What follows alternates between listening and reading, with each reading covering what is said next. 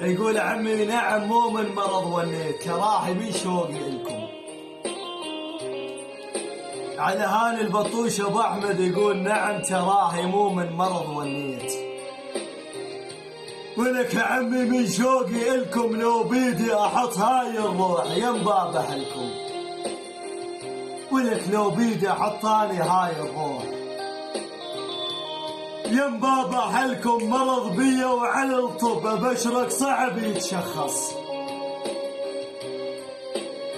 انا المرض بيا وعلى الطب صعب حيل يتشخص، ولك ما اريد دكتور يفحص هذا القلب، يا ولف القلب رايدك انت تراه العله بيا تشخص.